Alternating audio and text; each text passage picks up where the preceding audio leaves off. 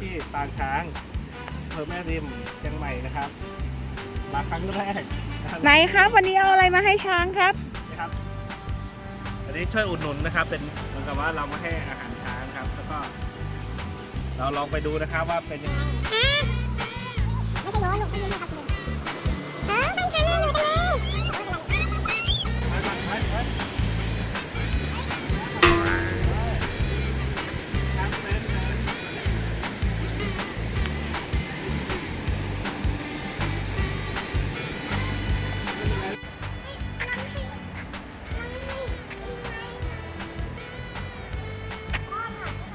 ครับ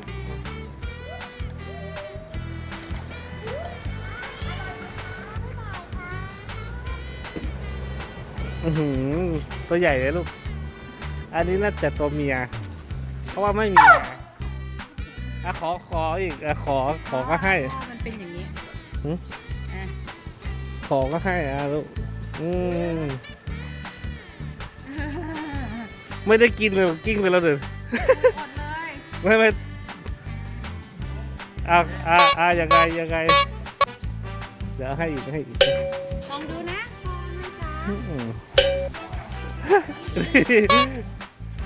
เอาให้ตัวนู้นหน่อย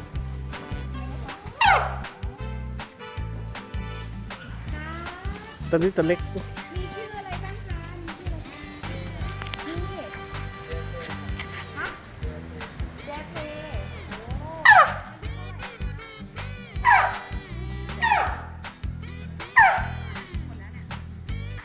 ก็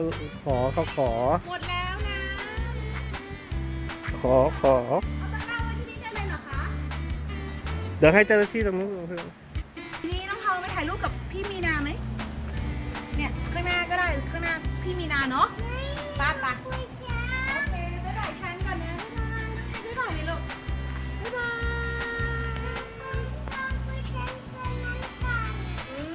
ายไป พ่อจะถ่ายรูป1 รูปตรงนี้ได้ไหมครับ อ่ะตรงนี้มาถ่ายกับแม่หนึ่งรูป หันหน้ามา หันหน้าตรงนี้เลยตรงนี้เลย ไม่ป้ายก็ได้ให้มันติดช้างหน่อยนะครับ1 2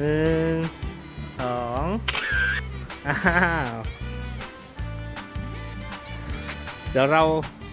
ถ่ายไปเรื่อยๆแล้วก็พี่ทองเป็นไงบ้างลูกครับกลัวเลยเหรอแต่ว่าช้างเขาใจดีนะลูกแล้วเป็นบ่ายช้างเป็น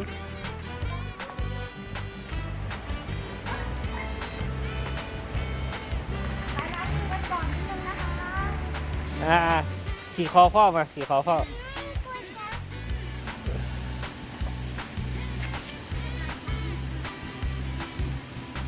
ไอ้ชู2 นิ้ว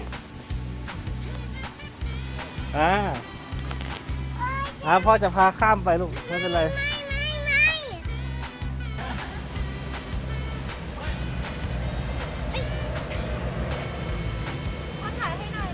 ครับยืนถ่ายใกล้ๆได้นะครับครับไปไหมลูกตรงนี้ครับข้างหน้าเลยครับข้างหน้าผมครับ1 2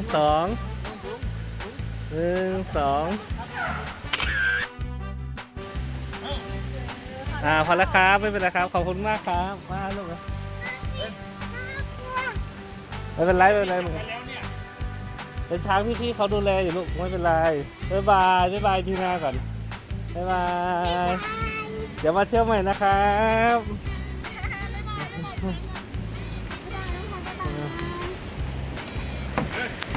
ว้าวดูบรรยากาศสิบ้านช้างน่าอยู่จังเลยนะมีลำธารด้วยครับ โอ้โห มีน้ำตกด้วยที่เราไปเล่นเมื่อตะกี้นี่ไงน้ำตกแม่สาย อดเลยครับปางช้างปางช้างหนึ่งช็อต เอาทำช้างเป็นอย่างนี้ครับนะคะ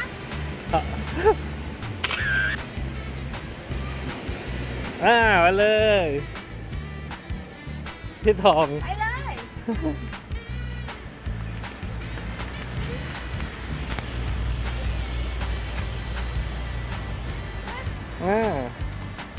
เป็นไงลูกมันคืออะไร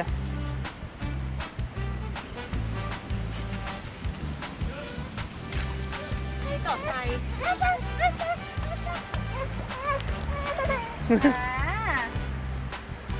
อ่า เดี๋ยวถ่ายรูปไปให้ยายดูด้วย ครับเรามาเที่ยวเผื่อคุณย่าคุณยายแล้วนะครับเอาไปขี่ช้างกับพี่ทองเลยเร็ว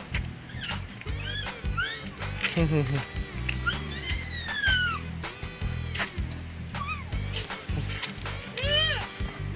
ลมเลยนะลมเหนือไง